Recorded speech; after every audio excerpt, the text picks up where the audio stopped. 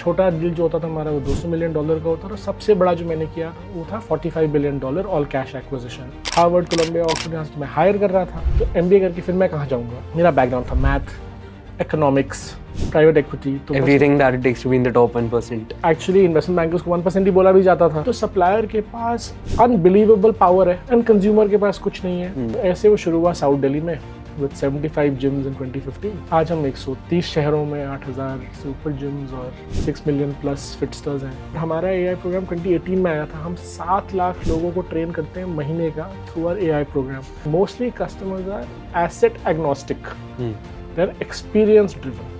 So if you can make the customer happy and give them the experience they need, and it does not matter whether the asset is called Akshay Fitness or Prakhar Fitness। Business बनाने में आपको 7 से 9 साल लगता है।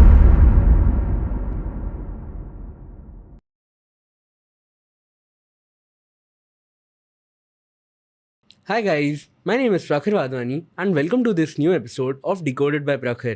आज हमारे साथ एक बहुत ही स्पेशल गेस्ट जुड़ने जा रहे हैं, mister Akshay Varma, the founder of FitPass. इन्होंने इनकी जर्नी की शुरुआत करी थी लंदन और न्यूयॉर्क में जॉब से, और 2015 में एक बोल्ड एंटरप्रेन्योरशिप मूव करा और इंडिया वापस आए। आज फिटपास 8100 से भी ज़्यादा जिम्स के साथ टाई अप कर चुका है। और मेक श्योर आप ये वाला वीडियो एकदम एंड तक देखें एंड चैनल को सब्सक्राइब करें ताकि हम आपके लिए और अच्छे गेस्ट ला पाएँ। सो आपको एग्जैक्टली आइडिया कैसे आया कि आपको कुछ फिटनेस इंडस्ट्री में ही करना है? लाइक कि कुछ पर्सनली वो था या एक ऐसे कोई माइलस्टोन उस टाइम पे आपने सोचा था कि ये अचीव करना है? So and tell me a bit more about your journey and to the viewers also.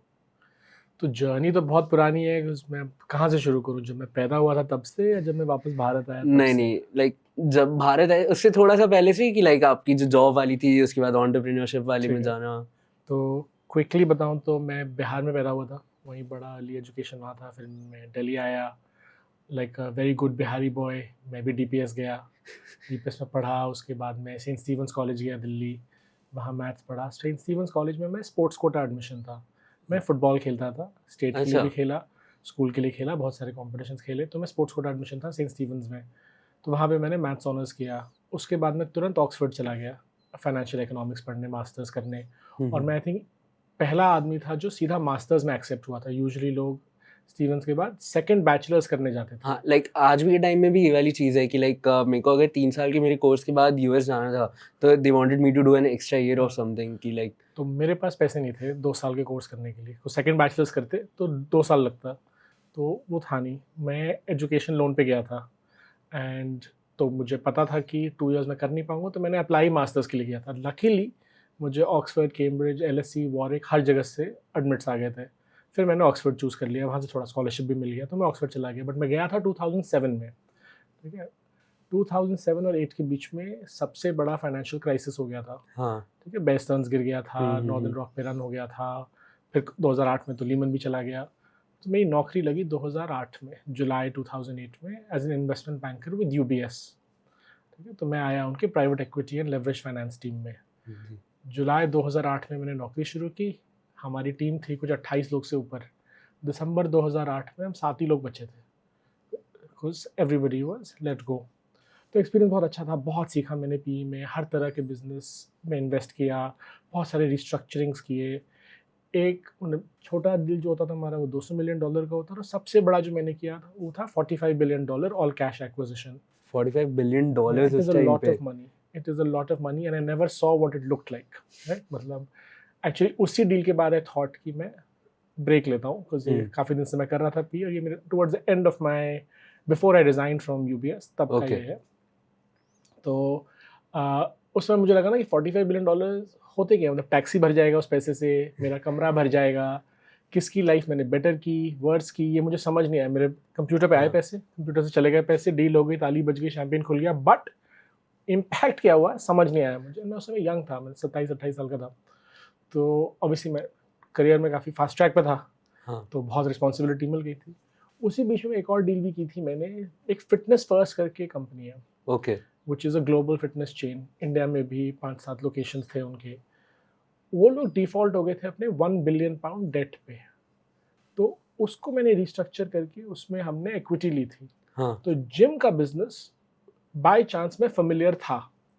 ये आज लगता है रिलेटेबल है, बट उस हाँ। समय बस मैं बता दे रहा हूँ कि एक्सपीरियंस था मेरे पास ऑफ हाउ वी अंडरस्टूड कि जिम्स कैसे ऑपरेट करते हैं, उनके क्या पेन पॉइंट्स हैं, कैपेक्स कैसे हर्ट करता है, वर्किंग कैपिटल कैसे मूव करता है, बिहेवियर क्या है, इंटरनेशनल बिहेवियर क्या है, और उसके पास बहुत सारे एसेट्स थे इंटरनेशनली, तो वेरियस डेमोग्राफिक्स का क्या बिहेवियर था, ये सब मुझे थोड़ा बहुत समझ था। लेकिन उसके बाद फिर मैं रिज़ाइन करके चला गया न्यूयॉर्क, वहाँ मैं गया कोलंबिया यूनिवर्सिटी, वहाँ पे मैंने सेकंड मास्टर्स किया। तो सेकंड मास्टर्स किया मैंने masters in public administration, usually लोग इसको MPA बोलते हैं, यूजुअली लोग MBA करते हैं। हाँ। तो मुझे लगा था कि यार MBA करके लोग मेरी नौकरी में ही तो आते हैं, या तो वो प्राइवेट इक्विटी में आते हैं या वो कंसल्टिंग में जाते हैं, वो तो मैं ऑलरेडी कर रहा था, हार्वर्ड, कोलंबिया, ऑक्सफोर्ड, यहाँ से तो मैं हायर कर रहा था। तो MBA करके फिर मैं कहाँ जाऊँगा? मेरा बैकग्राउंड था मैथ, इकोनॉमिक्स, प्राइवेट इक्विटी, तो everything that it takes to be in the top 1%। तो एक्चुअली इन्वेस्टमेंट बैंकर्स को 1% ही बोला भी जाता था, और leverage finance and private equity को उसमें भी 1% बोला जाता था, 1% का 1%। तो obviously I was on very good track, but एक अंदर से था कि आई फेल्ट कि मैं इम्पैक्ट नहीं कर रहा था, मुझे शुरू से पर्पस चाहिए था। तो मेरा लैक ऑफ पर्पस हो गया, तो मैंने सोचा मैं रीडिस्कवर करता हूँ अपने आप को। तो मैं गया कोलंबिया, वहाँ पे मैंने सोचा कि मैं करता हूँ पब्लिक पॉलिसी। क्यों policy? Because suddenly financial sector में भी regulation was becoming important. In major life-changing events that happen in the world, government plays a very important role. Regulators play a very important role in shaping economies, in shaping culture, in shaping progress, सब में। तो policy is also grey. मेरा background मैंने बताया आपको, सब black and white, right? Math is black and white, economics is fairly black and white, मैं black Sholes formula चला ब्लैक एंड वाइट, मतलब एब्सोल्यूट है। पॉलिसी एब्सोल्यूट नहीं होती है, पॉलिसी मेकिंग एब्सोल्यूट नहीं होती है। तो फिर मैं गया MPA करने, और मैंने मन में अपने आप को समझाया, और फिर मेरे कोलंबिया इंटरव्यू में मैंने बोला MBA सिखाता है आपको 500 लोगों की, 5000 लोगों की कंपनी चलाना, MPA सिखाता है आपको 140 करोड़ लोगों का देश चलाना। तो फिर मैं इस नज़रिए से गया वहाँ, फिर मैं प्रेसिडेंट भी बना यूनिवर्सिटी का, पहला इंडियन टू एवर बी सो। तो उसके बाद मुझे फिर वापस UBSC ज्वाइन करना था, क्योंकि मैं उनके एक फास्ट ट्रैक प्रोग्राम पे था। बट UBS उस समय 2013 की बात है, डबल डिप हो चुका था, America was not doing too well. तो हमें एक ऑफर मिला कि सबैटिकल ले लो and we will pay you a full salary, है ना, सबैटिकल ले लीजिए, और अगर आप आओगे तो फिर we can't guarantee you a bonus. तो मैं तो बढ़िया है, बहुत 10 साल से मैं घर नहीं गया हूँ ढंग से, तो मैं वापस इंडिया आता हूँ। तो मैं वापस इंडिया आया ऑन अ सबैटिकल। तो कोई इंटेंशन नहीं था कुछ भी स्टार्ट करने का, इंटेंशन तो था 1 साल वापस आने का, फैमिली के साथ वक्त बिताने का, और फिर वापस लौट जाने का। लेकिन उस दौरान इतना कुछ हो गया कि मैं आया, मुझे जिम जाना था, जिम ने बोला साल के पैसे दे दो, मैंने बोला यार मैं बाल कटाता हूँ हर 3 हफ्ते 4 हफ्ते, कोई नहीं बोलता मुझे साल के पैसे दे दो। आप इकलौते हो जो बोलते हो कि साल के पैसे, तो मेरा लैंडलॉर्ड नहीं बोलता, मेरा दूध वाला नहीं बोलता, मेरा किराने वाला नहीं बोलता, जिनको पता है कि मैं हर महीने इतना खर्चा करूँगा, फिर भी वो नहीं बोलते कि भाई साल के दे दो। और आप बोलते हो कि साल के दे दो, और फिर आप होप करते हो कि मैं ना आऊँ। तो इंट्यूटिवली ये गड़बड़ बिजनेस है, जहाँ पे कंज्यूमर किंग नहीं है। बाकी पूरी जगह आप देखोगे कंज्यूमर किंग है। एक इंडस्ट्री तब खड़ी होती है जब इक्विलिब्रियम आता है, डिमांड और सप्लाई मैच होता है। यहाँ तो सब in many terms except price, बहुत चीज़ों पे दे हैव टू मैच। यहाँ पे तो सप्लायर के पास अनबिलीवेबल पावर है एंड कंज्यूमर के पास कुछ नहीं है। अगर आप बंद हो जाते हो तो कंज्यूमर तकलीफ में है, अगर आपके ट्रेनर हिल जाते हैं, चले जाते हैं, तो कंज्यूमर तकलीफ में है, आप सर्विस डिलीवरी पूरी नहीं करते हो तो कंज्यूमर तकलीफ में है, आप बोलते हो 25,000 रुपये साल के दोगे तभी मैं दरवाज़ा खोलूँगा, तो कंज्यूमर अपनी फिटनेस जर्नी नहीं शुरू कर पाता। इधर कंज्यूमर को देखोगे तो हमारा एवरेज एज उस समय शायद 25 साल का था जब हमने शुरू किया 2015 में। एवरेज इनकम क्या थी इंडिया की? एवरेज इनकम 28,000 रुपये थी। तो 28,000 रुपये जो बंदे कमाते हैं, तो उसके बाद आप बोलोगे कि 25,000 रुपये आप जिम के दे दो, तो वो कहाँ से देगा? बिकॉज इन 28,000 उसको अपना रेंट देना है, स्टारबक्स जाना है, मूवी देखने जाना है, फास्ट फैशन कंज्यूम करना है, डेट पे जाना है, सब कुछ करना है ना। तो एक वॉलेट का शेयर है, और वो अगर आप उस प्राइस पे नहीं आ पाओगे तो आप ना, आपका मार्केट एक्सपैंड होगा। सप्लायर्स की भी एक प्रॉब्लम थी कि उनको लगता था कि उनका बहुत आलीशान जिम है, लेकिन 2 साल के बाद उनको समझ आता था कि उनके रिन्यूअल रेट्स बहुत पुअर हैं। आपके पास रेडियस क्या है of getting consumers? Actually that's how jet Airways died, क्योंकि एज अ कंज्यूमर मेरे को ये चाहिए था कि मैं पॉइंट ए टू पॉइंट भी जल्दी पहुंचूं। अब अगर वही चीज़ मैं 4000 में कर सकता हूँ, वाई सिंपली पे 8K for the same thing.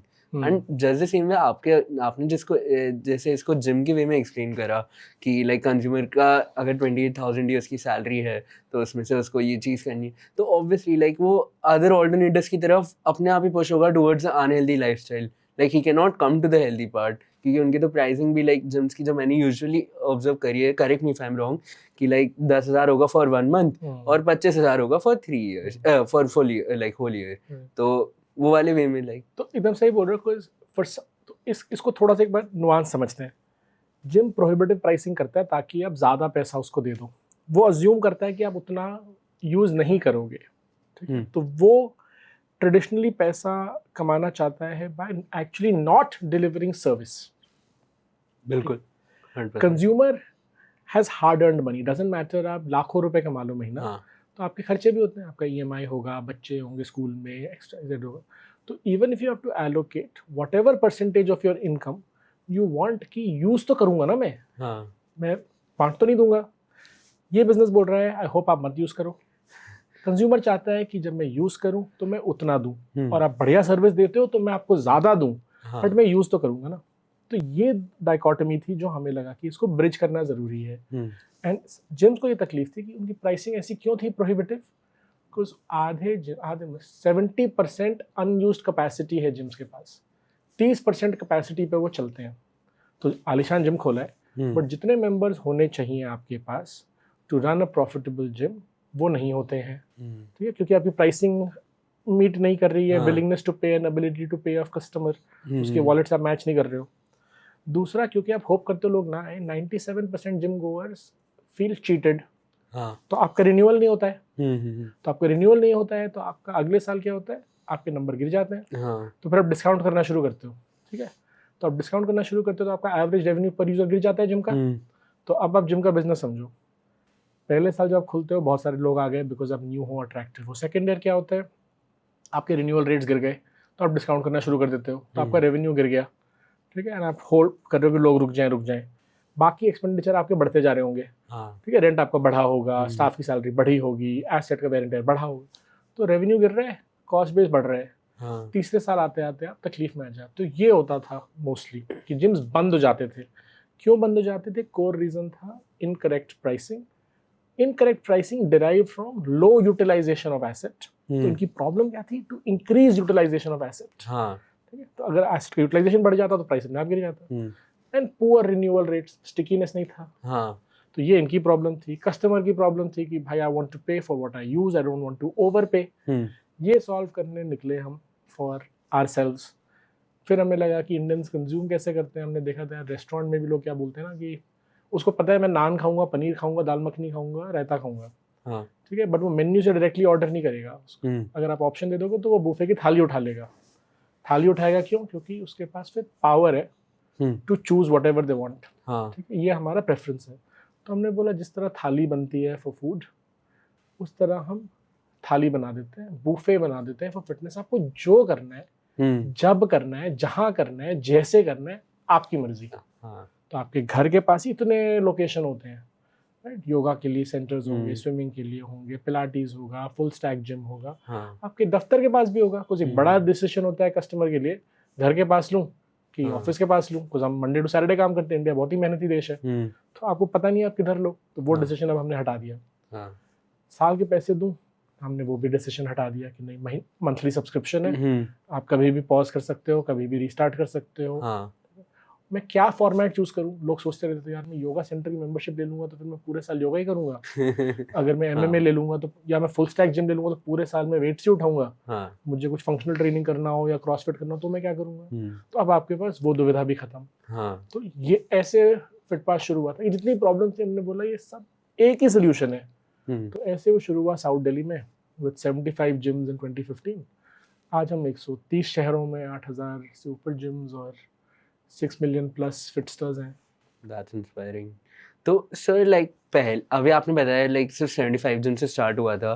First gym जब अप्रोच करा था तो वो वाला मोमेंट कैसा था? एंड लाइक वो जो पहला जिम सही में अप्रोच करा था, लाइक मैं लास्ट आई थिंक 2-3 पॉडकास्ट पहले there was this one guy called Garv Vora, तो उनकी कंपनी थी गोवा गेटर। सो उसमें उन्होंने जैसे बताया था कि लाइक बेसिकली उनका गोवा में कॉन्शियस बिजनेस है, तो पहले होटल गए, होटल वालों ने ही उनसे पैसे मांग लिए कि अगर तुमको हमसे एसोसिएट होना है, हमारा नाम वेबसाइट पे डालना है, तो यू हैव टू पे अस अमाउंट।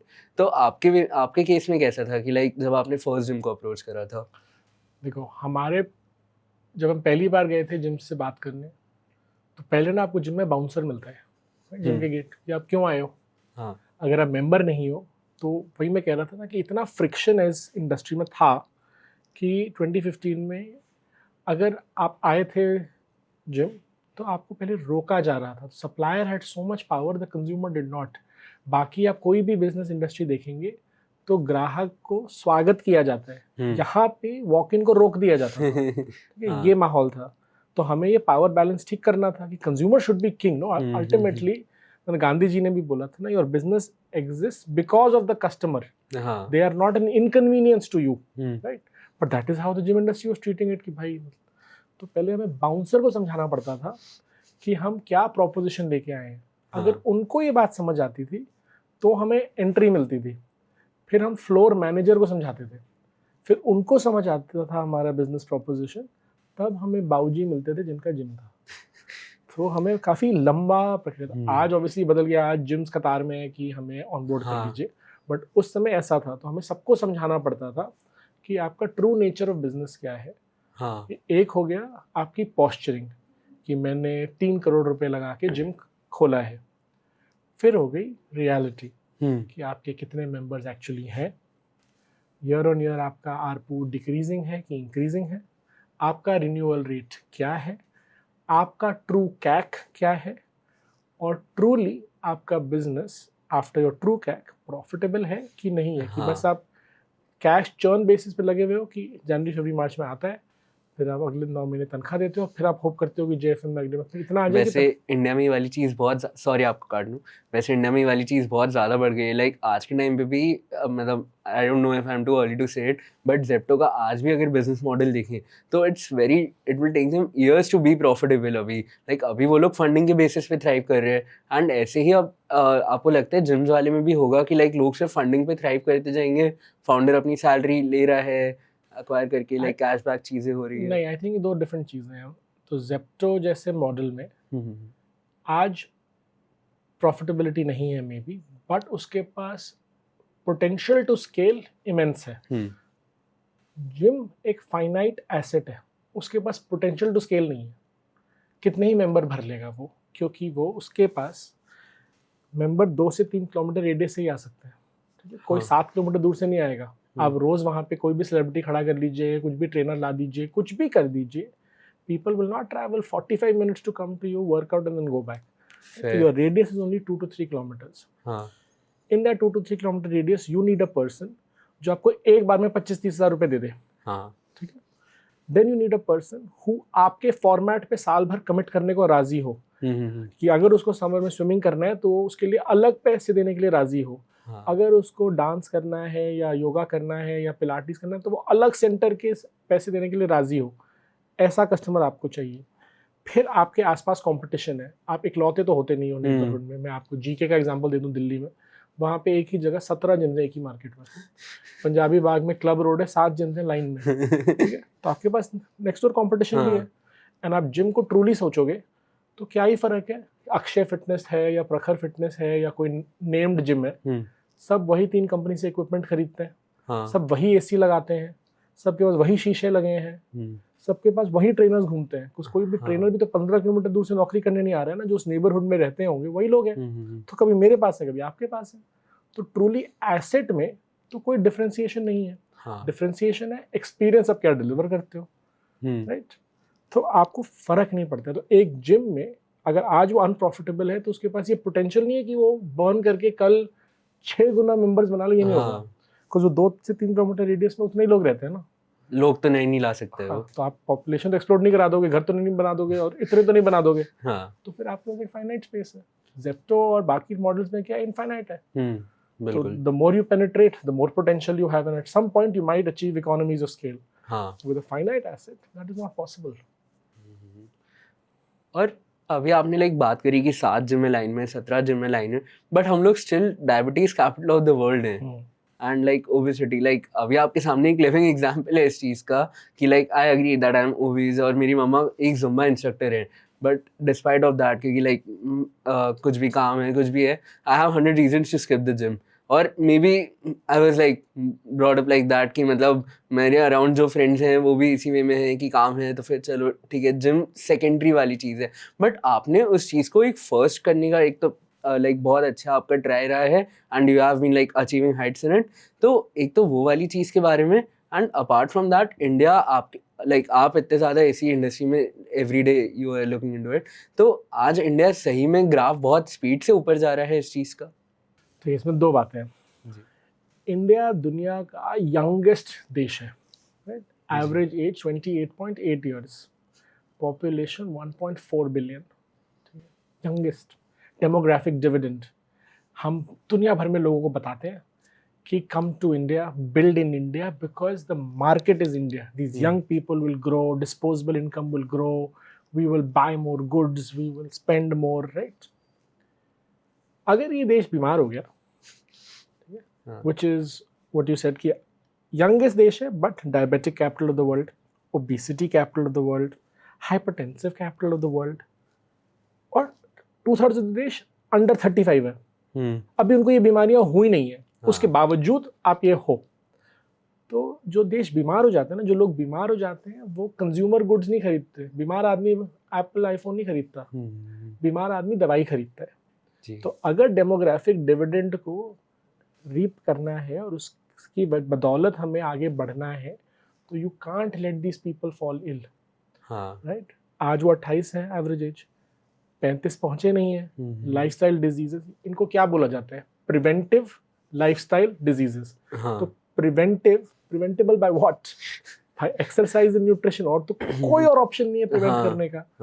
और लाइफस्टाइल डिजीज है, मतलब you can alter your lifestyle.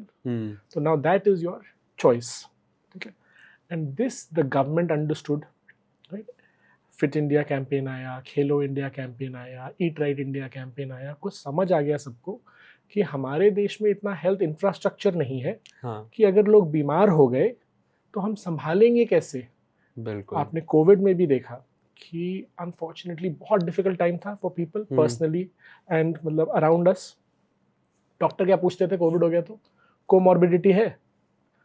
Comorbidity है तो भर्ती हो जाइए. कोमॉर्बिडिटी क्या थी? Obesity, diabetes, hypertension. क्या थी ये? Preventable diseases. तो हमने क्या सीखा कि उस समय बिस्तर नहीं थे, ऑक्सीजन नहीं था, चरमरा गया था इंडिया, राइट. तो अगर ये लोग बीमार हो गए तो फिर आप कहाँ रखोगे इनको?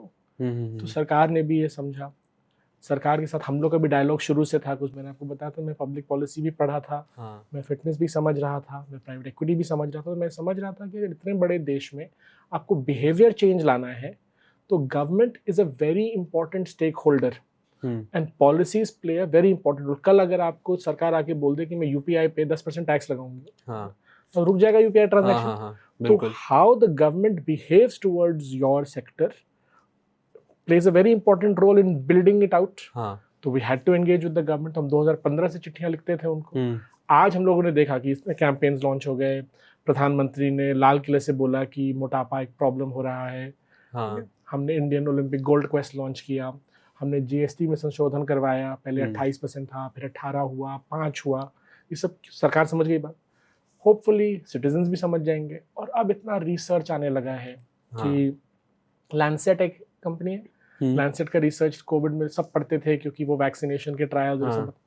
लैंसेट ने बताया कि आज इंडिया में 1 in 2 Indians are physically inactive. ठीक है. इनएक्टिव मतलब जो बेसिक WHO बोलता है कि आपको 2.5 घंटे हफ्ते में 168 घंटे होते हैं. ठीक है. 2.5 घंटे आपको वर्कआउट कर लेना चाहिए. ठीक है. तो 168 में 2.5 निकालना कोई उतनी बड़ी बात नहीं, बट आधी पॉपुलेशन वो भी नहीं कर पा रही है. बट अगर वो ये कर दे तो इंडिया अपने जीडीपी में हर साल per annum 15 lakh crore add करते हैं. वृद्धि होती है 15 लाख करोड़ की जीडीपी. 15 लाख पहले 15 हैं, फिर 5 जीरो हैं लाख बनने के लिए, फिर 7 और जीरो हैं करोड़ बनने के लिए. ठीक है. इतना आप जीडीपी को ऐड कर देते हो, प्लस अपना हेल्थ केयर एक्सपेंडिचर घटाते हो, आप में ज़्यादा वाइटैलिटी है, आप फैमिली के लिए ज़्यादा उपलब्ध हो, तो you it benefits you, your family, society and the country. तो now citizens I think today क्या ग्राफ ऊपर है, डेफिनेटली आज हमारे पास 6 मिलियन से ज़्यादा मेंबर्स हैं। तो ये तो मतलब किसी एक स्टैंडर्ड जिम के पास जो 20-25-30 हज़ार रुपये साल का भी जिम होगा, उसके पास भी इतने मेंबर तो नहीं होंगे, 10,000 मेंबर भी नहीं होंगे, 1,000 मेंबर होना बहुत बड़ी बात होगी अपने आप में। आज हमारे पास 8 लाख हैं, तो ये तो पहले नहीं होता था। तो आई थिंक 2 पॉपुलेशन ग्रुप्स हैं। जेन जी जो है उसको समझाने की ज़रूरत नहीं है कि why fitness is important for you. हाँ 40+ को भी समझाने की ज़रूरत नहीं है why fitness is important for you. I think 40+ के या तो आसपास इंसिडेंट्स हो चुके हैं, बिकॉज हमारे इंडिया में तो कार्डियोवैस्कुलर डिजीज़ तो 35 पे आ रही है, हाँ बाकी दुनिया भर में 45 के बाद आती है, तो उनके साथ हो चुके हैं। तो या तो वो समझ गए या वो पेरेंट्स हैं तो उनको पता है कि if they want to be fit for their children, want to lead active lifestyles with them, want to go on holidays, hikes, play with them, so there is no choice but to take care of their bodies and their mind. बिल्कुल। थोड़ा सा बीच में जो मेरे millennials हैं, जो मेरे age group के हैं, जो अभी 40 नहीं हुए और 35 के ऊपर है, वो थोड़ा सा अभी भी उस फेंस पे हैं। But overall as a country I think सबको समझ आ गया है कि it is your body, your fitness. And अब इसके अराउंड एक बहुत अच्छा लाइक इकोसिस्टम भी बिल्ड हो रहा है। Like if you know about a brand called SuperYou, उनका प्रोटीन बार्स का काम था, like not even protein bars, protein wafers का, Ranveer Singh and Nikunj Biyani. So within like with 4 SKUs in 6 months or something they touched 100 crore ARR। मतलब लोग protein वाली चीज़ें consume करने के लिए रेडी है। एंड उसके अलावा जो लाइक होल ट्रुथ हो गया और ऐसी सारी चीज़ें हो गई, प्लस आइसक्रीम में बात करें अगर अपन लोग गो ज़ीरो हो गया, तो इतने सारे लोगों के पास अब healthier options in general diet के वे में भी आने लगे हैं। Plus under FitPass you also have like fit nutrition and और भी क्या क्या है फिट पास के अंदर। Tell us a little about that also. तो ये बात एकदम सही है। इनफैक्ट आपने इनका बताया, मैं थोड़ा और बता देता हूँ। जैसे आपके पास इकोसिस्टम में कोई नहीं बचा जो फिटनेस की बात नहीं कर रहे हैं। आज कॉन्डम का ऐड भी टीवी पे आता है, तो वो बेडरूम में नहीं शूट हो रहे हैं, वो जिम में शूट हो रहे हैं। बैंक के एड्स आ रहे हैं तो वो जिम में शूट हो रहे हैं। ब्रेकफास्ट सीरियल या ग्रीन टी का ऐड है तो वो भी लोग एक्सरसाइज करते हुए हैं। म्यूचुअल फंड का ऐड है तो लोग खेल रहे हैं। जोमेटो, स्विगी जैसी जो कंपनियां हैं, पहले उनके 3 सेक्शन होते थे ऐप पे, इंडियन, चाइनीज़, डिज़र्ट। अब हटके हो गया है, एक का हेल्दी, दूसरे का गिल्ट फ्री। हाँ तो क्या बिहेवियर चेंज हो रहा है देश में? डेफिनेटली। एंड जो प्रिवेंटेबल लाइफस्टाइल डिजीज़ को प्रिवेंट करने के लिए क्या 2 चीज़ मैंने बोली थी, एक्सरसाइज और न्यूट्रिशन। ठीक है, तो you have to make these choices. तो nutrition is being made available. Now how do you move the country, how do you make them active, because वो भी एक crucial, only diet will not solve it, only exercise will not solve it, you have to combine. तो FitPass 360 वो combination है where with one subscription you get access to 8,100 gyms and fitness studios। आपको जहाँ जाना है, जब जाना है, जो करना है करिए। Plus access to unlimited nutrition consults. हमारे पास एक्सपर्ट न्यूट्रिशनिस्ट हैं जो आपका डेली डाइट प्लान्स बनाते हैं। अगर आप कोई प्री एग्जिस्टिंग डिजीज़ है आपकी तो उसको उसके मुताबिक बनाते हैं, या लाइफस्टाइल नीड्स हैं आपके, आपको एक health risk assessment fill out करते हैं। आपके मैक्रोज, आपके माइक्रोज, डिपेंडिंग ऑन आप किस रीजन में है, तो उस लेवल ऑफ इंटरवेंशन आपके साथ रहता है। प्लस अगर आप घर पे वर्कआउट करना चाहते हैं तो आपको ग्लोबल कंटेंट अवेलेबल है। तो अगर आप वर्कआउट करना चाहते हैं with British athletes, kickboxing करना चाहते हैं, MMA करना चाहते हैं with the finest Australian athletes, zumba करना चाहते हैं with people from Colombia who invented zumba, वो सब आपके लिए उपलब्ध है। फिर हम लोगों ने अपना AI कोचिंग शुरू किया था 2018 में। वो जब AI कूल भी नहीं था। आज तो लोग दीवार पे जो पेंट लगा रहे हैं उसमें बोलते हैं AI है। हाँ। तो आज तो काफ़ी ही मतलब अब्यूज्ड वर्ड हो गया है। हाँ। बट हमारा AI प्रोग्राम 2018 में आया था। हम 7 लाख लोगों को ट्रेन करते हैं महीने का थ्रू आवर AI प्रोग्राम। वो आपको है ताकि आपको घर पे वर्कआउट करना है या जिम में वर्कआउट करना है तो कैसे करें। फिर आपको अनलिमिटेड डॉक्टर कंसल्ट्स हैं, आपको हेल्थ चेकअप वाउचर्स हैं ताकि अपना बेसलाइन देखें, ट्रैक करें। आप बाई चांस बीमार पड़ गए तो आपको फ्री फार्मेसी वाउचर्स भी हैं। ये सब आपको एक सब्सक्रिप्शन में है, मतलब 1 subscription to be fit and feel well. तो ये FitPass 360 because you have to combine everything. आपकी फिटनेस जर्नी कभी भी ऐसे नहीं चलती है। आपके भी एब्स एंड फ्लोज आते हैं, लाइफ में यही होता है। कभी आप बहुत कंसिस्टेंट होते हैं, कभी आप नहीं होते हैं, कभी आप आपको डाइट पे फोकस करना होता है, कभी आप फिजिकली एक्टिव होना चाहते हैं, कभी सब कुछ बैलेंस में होता है, कभी आप बीमार होते हैं, तो वो सब चीज़ जो आपके साथ हमेशा रहेगा वो फिटपास 360 है। हाँ, तो अभी आपने जैसे बोले लाइफ में अप्स एंड डाउन्स होते हैं, बिजनेस में भी ऐसे मोमेंट्स रहे होंगे। So tell us about the hardest night business में क्या थी कि लाइक जब लगा हो कि पता नहीं कल के दिन तो क्या ही है, कल पता नहीं ऑफिस होगा नहीं होगा, या लाइक ऑफिस होगा नहीं होगा एक अलग चीज़ हो गई, या मतलब कल बिजनेस में बहुत ज़्यादा कुछ एक अलग इम्पैक्ट पड़ सकता है, या बहुत सारे लोगों के लिए तो अलग अलग हम चीज़ होती है। मतलब पता नहीं मेरे चेहरे पे दिखता है कि नहीं, बट फिटपास तो बहुत सारे बैटल स्कार्स हैं। मैंने we are here after 10 years, but there have been a lot of not only ups and downs but moments of so much uncertainty. जैसे आप बोल रहे हो कल क्या होगा, हमें तो अगले घंटे क्या हो रहा है ये नहीं समझ आ रहा था उस समय। मैं आपको बताता हूँ, 2015 में हम शुरू हुए सितंबर में, नवंबर 2016 में आप डीमोनेटाइज हो गए थे। ठीक है, हमें फ़र्क नहीं पड़ा, कुछ हम तो डिजिटल बिजनेस थे। हाँ, लेकिन हमारे जिम्स तो नहीं थे।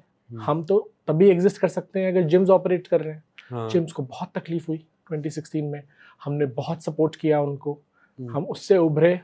17 में बढ़िया चल रहे थे, जीएसटी आ गया। जीएसटी ने आके बोला कि जिम्स में तो एसी होता है, तो वो तो मैं इसके लग्जरी बारे में है। पूछने वाला था कि ये वाली भी जो कंट्रोवर्सी, लाइक उसी टाइम में मेरे को फिटपास का एक्चुअली मालूम पड़ा था, आपने जो लेटर भी लिखा था काउंसिल को, उसके बारे में भी बताइए। एंड ऑल्सो तो हाँ, तो उसमें जीएसटी पहले 2017 में जीएसटी आ गया कि 28% जिम एक लग्जरी एसेट है। आज हमारा नैरेटिव है कि फिटनेस एक कोर पिलर है ऑफ प्रिवेंटिव हेल्थ, बट उस समय नैरेटिव हो गया था कि लग्जरी है। हमें बहुत लड़ाई करनी पड़ी सरकार से, बहुत मीटिंग्स हुई, बहुत हमने चिट्ठियां लिखी, बहुत रिप्रेजेंटेशन। आपको समझना है कि fitness is not an industry in India. तो कोई डिपार्टमेंट नहीं है आपके पास, कोई मिनिस्ट्री नहीं जो आपको देखती है। आपको हर दरवाजे हम गए, तब हमने उसको 28 से रिक्लासिफाई करा के 18 कराया। बट फिर भी जब 18 हुआ तो उसके पहले सर्विस टैक्स होता था, वो 15% था, फिर भी 3% महंगा हो गया सडनली। ठीक है, 3% कौन बेयर करेगा? कंज्यूमर, फिटपास कि हमारे पार्टनर जिम्स। ठीक है, तो वो हमने सॉल्व किया 18 में। 19 में हम गजब कर रहे थे, हम एक्सपैंड भी कर रहे थे, हम एकदम वायरल थे अक्रॉस इंडिया। नवंबर 19 में कोविड आ गया। मार्च 2020 में आप लॉकडाउन हो गए। Gyms were the first to get locked down and the last to open. तो मार्च 2020 में आप लॉकडाउन हुए हो, अप्रैल 20 में आपका नया फाइनेंशियल ईयर शुरू हुआ है, आप खुले हो जाके नवंबर 21। ठीक है, तो आप मार्च 2020 तो भी लाइक लोग डरे हुए ही जा रहे हैं 21 ठीक है, तो पहले आप ये समझो कि आप मार्च 20 में बंद हुए, अप्रैल 20 टू मार्च 21 एक full financial year lockdown. Second financial year शुरू हुआ अप्रैल 21, आप नवंबर तक बंद हो 7 महीने। ठीक है, तो आप 18-20 महीने आप बंद हो। उसके बाद उस दौरान आप सोच ही सकते हो कि कैसा होगा, क्या समय होगा, क्या वक्त होगा। देश के लिए भी जो था, बिजनेस के लिए भी वैसा ही था। उसके बाद आप खुले तो ऐसा नहीं था कि लोग जिम में दौड़ के वापस आ गए। कुछ जब तक इंडिया ने अपना सेकेंड राउंड वैक्सीनेशन कंप्लीट किया तब तक जनवरी फरवरी हो गया। तो 2 वित्तीय वर्ष, 2 फाइनेंशियल ईयर अब बेसिकली बंद थे। उसके बाद आप खुले तो अब चल रहे।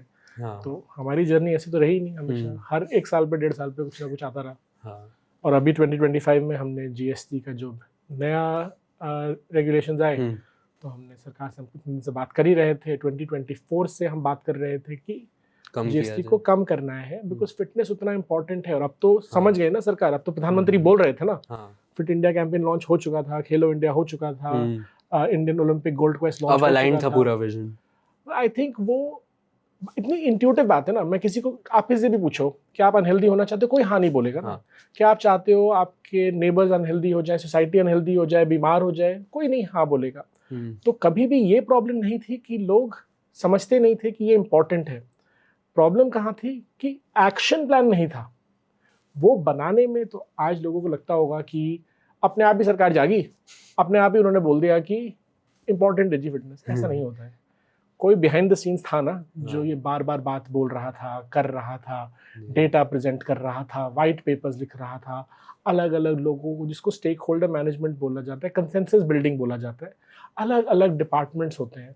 जीएसटी में भी संशोधन करने के लिए टीपीआरयू होता है, tax policy research unit, north block में, जिसका बाकायदा काम है to keep researching various tax policies and then propose what changes should be implemented. ठीक है, and we are a very evidence based government. ऐसी रैंडमली नहीं हो जाती चीज़ें, तो उतना एविडेंस आपको प्रोड्यूस करना है। और जब आप इंडस्ट्री ही नहीं हो तो कौन प्रोड्यूस कर रहे हैं एविडेंस? तो ये पूरी लड़ाई बिकॉज हम लोग इतने मिशन ड्रिवन थे, और हम लोग, मैं वही बोलता रहता हूँ, हमारा पर्पस इतना बड़ा है, बिकॉज हमें लगता है हम जो देश पे इम्पैक्ट कर सकते हैं वो इतना बड़ा है कि ये स्ट्रक्चरल चेंज पे हम लगे रहते हैं. The structural change does not impact FitPass alone, right? It impacts everybody, right? From trainers to sports centers to fitness operators, everybody. But we are alone trying to fight this battle because it is such an unorganized industry. And आज जो आपने मुझे पहले सवाल बोला था कि आप खुद जाना नहीं चाहते, जिम्स हैं, मैं आज भी बोलता रहता हूँ, सप्लाई तो आज प्रॉब्लम ही नहीं है इंडिया में, क्योंकि हर जिम तो 30% कैपेसिटी पे भी नहीं है. तो नए जिम खोलने की आवश्यकता नहीं है. हमें ये समझना है कि जो जिम्स एग्जिस्ट कर रहे हैं वो फुलफिल क्यों नहीं हो रहे हैं, वो प्रॉब्लम सॉल्व कर दो, मार्केट एक्सपैंड कर दो. एंड ये चीज़ हम सीख चुके हैं from the airline industry. Airline industry में भी मैं एग्जांपल देता रहता हूँ कि इंडिया में कई सारे एयरलाइंस हैं, nobody became a unicorn. Everybody, does not matter आप कितने बड़े आदमी थे, कितना आपके पास पैसा था, आपने प्रीवियस लाइफ में क्या करा था, आपने एयरलाइन शुरू की, आप लोग सबने करी, सबको वही तकलीफें आई जो फर्स्ट टाइम एयरलाइन को भी आई, और एक एस्टैब्लिश बिजनेस हाउस ने एयरलाइन शुरू किया तो भी आई. लेकिन जितने लोग एयरलाइन की टिकट बेच रहे थे ना, वो सब यूनिकॉर्न बन गए. यहाँ एयरलाइंस बंद हो गई, ठीक है, कैपेक्स फंसा के बंद होती चली गई. बट मेक माई ट्रिप हो, ईज माई ट्रिप हो, गो आईबीबो हो, क्लियर ट्रिप हो, सब यूनिकॉर्न. तो जिसने डिस्ट्रीब्यूशन बनाया उसने मार्केट एक्सपैंड किया. इन लोगों, ये लोग अपना कैपेक्स और वर्किंग कैपिटल संभालते रह गए. ठीक है, सेम चीज जिम में है. जिम में आप नया जब बिजनेस शुरू करते हो, आप कैपेक्स हैवी बिजनेस हो जाते हो, उसमें आपके पास लिमिटेड स्केल है, कितने ही जिम खोलोगे और क्या करोगे. बट जिसने डिस्ट्रीब्यूशन बनाया उसका बिजनेस इकोनॉमिक्स ही अलग है. तो हम शुरू से प्रॉफिटेबल हैं. बाकी तरफ जिम्स बंद हो रहे होते हैं. आज भी लोग नए नए जिम आ जाते हैं, नया नया ब्रांड खुल जाता है. और अल्टीमेटली कस्टमर को कोई फर्क नहीं पड़ता कि आपका ब्रांड क्या है, आप एक्सपीरियंस क्या डिलीवर करते हो, वही फर्क, वो मैटर करेगा. हाँ, ये सेम चीज एयरबीएनबी, उबर, ये लोग प्रूव कर चुके हैं कि mostly customers are asset agnostic. They're experience driven.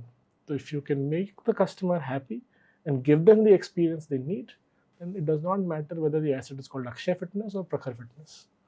तो आज के टाइम पे लाइक हेल्थ एक बहुत ही सीरियस कंसर्न ऑलरेडी है. लाइक स्पेशली अभी अपन लोग जब ये दिल्ली में शूट कर रहे हैं, आई लैंडेड टुडे मॉर्निंग, तो मैं उतने टाइम तो लाइक मेरे को लग रहा था I was still in clouds only, but 1 minute में इसके जज्बात लैंड ही कर गए. तो उतरने के बाद रियलाइज हुआ कि air quality is actually bad, like एकदम डेंस फॉग लग रहा था. And coming from Indore specially, तो मतलब बहुत, और जबकि अच्छी खासी लाइक ग्रीनरी भी बहुत है, सब कुछ है, बट तो is AQI also gonna affect in like the coming years, क्योंकि जितना भी बोल रहे हैं EV पे शिफ्ट कर रहे हैं, बट बहुत टाइम है वो वाला पूरी तरीके से चेंज आने में. तो आपको क्या लगता है इस बारे में? नहीं, 100% इसमें तो कोई डाउट नहीं है कि ये हमें इफेक्ट नहीं कर रहा, हमारी बॉडी पे इम्पैक्ट नहीं कर रहा. ये तो अब एविडेंस भी आ चुका है, साइंटिफिक रिसर्च भी हो चुका है. तो now it is on. I am surprise कि citizens don't protest as much. पहले जब मैं छोटा था तो मुझे याद है, प्याज का दाम बढ़ता था तो सरकार गिर जाती थी, पेट्रोल बढ़ता था तो देश भर में चक्का जाम हो जाता था. यहाँ पे आई एम सरप्राइज कि लोग रिवोल्ट नहीं कर रहे हैं और उस तरह से प्रोटेस्ट नहीं कर रहे हैं कि हमारे बच्चे, हम लोग, मैंने, आई डोंट थिंक कोई भी एज ग्रुप है जो सफ़र नहीं कर रहा है, बट फॉर सम रीज़न हम प्रोटेस्ट नहीं कर रहे हैं. और ये बात, अगर ये बात बहुत चर्चित हो जाए and everybody truly shows how difficult it is, then obviously action will be taken. It will become a national priority. So to make it a national priority, first it must become a priority in conversation. I think a lot of people are still not talking about it only. So first conversation should happen, consensus should happen, and then I think change will happen. So it may not take 10 years if people rally behind it. But is it a big problem? A huge problem. Huge. अच्छा, आज अभी आपने like बताया कि आपने इतने सारे gyms में गए, सब कुछ स्टार्ट करा फ्रॉम 75 to आज 8100 प्लस. तो अभी like for the young entrepreneurs out there who want to start something, या कोई अभी मान लो कोई जॉब वाले ये देख रहा है, तो आप तो चलो सबैटिकल पे आए थे, बट उन लोगों के लिए भी a piece of advice, like जब वो अपने लिए ये वाला बोर्ड मूव करने वाले हैं कि वो एंटरप्रेन्योर बने, एंटरप्रेन्योरशिप के लिए उनके लिए कुछ एडवाइस. 2-3 चीज़ें. एक है ना कि एंटरप्रेन्योरशिप को ज़्यादा ग्लोरीफाई करने की ज़रूरत नहीं है. तो it is a way of life that you really have to choose, जिसमें बहुत अप्स एंड डाउन्स हैं. And entrepreneurs seldom get the choice to have a bad day, because for the team also they must be brave enough and put up a brave face, because everybody rallies around your vision and your ability to lead them through tough times. तो सबको समझना चाहिए कि उन, do they have that capacity, that ability to absorb Is their family situation okay? Do they have loving friends? Well, you need a lot of support structure to be able to go through. And we were blessed with a very supportive family. Our friends were supportive. Because कभी भी जैसे मैंने बताया इतने उतार चढ़ाव थे तो आप अकेले नहीं हैंडल कर सकते ना, तो आप टीम भी चाहिए जो आपके साथ है. तो you have to think about that. Actually, there's a guy called Aviral Bhatnagar. He's the founder of AJVC. Yeah, I've been on his podcast. Okay. So उन्होंने like एक बहुत अभी recently उनकी एक LinkedIn post थी कि your life is 80% work and 20% like बाकी family और ये सब, बट अगर वो 20% खराब है तो 80% को वो बहुत ज़्यादा इम्पैक्ट करेगा, क्योंकि वो 20 is more important than that. क्योंकि इंडिया में बिजनेस बनाने में आपको 7 से 9 साल लगता है to become a business. I am not talking about to raise money and to be valued, because value is on potential. But to deliver on that potential, everybody takes more than 7 to 9 years. And especially if you're somebody like FitPass, जो first था, तो lot of people now look at us and say ना बड़ा easy है बोलना कि first mover advantage था आपके पास. तो मैं सबको समझाता रहता हूँ कि ना in the army, first one through the door gets shot. ठीक है, तो when you're the first, there is no playbook. You have to fight all the battles. कल को अगर मेरे को ऐसा कुछ चालू करना है तो मैं तो आपके 10 पॉडकास्ट देख लूंगा और मेरे को मालूम होगा कि मेरा लेवल तो हमें पता है. जब फ्लिपकार्ट चालू हुआ था उसको बहुत वक्त लगा. स्नैपडील तो 3 साल में पहुंच गया था, बिकॉज एक आदमी पहले सारा प्लेबुक बना चुका है, बिहेवियर चेंज ला चुका है, कस्टमर एक्सेप्टेंस ला चुका है, जिम में एक्सेप्टेंस ला चुका है. तब तो करना बहुत आसान है, बट फिर भी आसान नहीं होता है अनऑर्गेनाइज्ड मार्केट में. बट मैं समझाना ये चाह रहा हूँ कि anybody wants to become an entrepreneur must be ready to persevere, to be emotionally available, and then to be able to not lose focus on why they started, because a lot of people start for the wrong reason.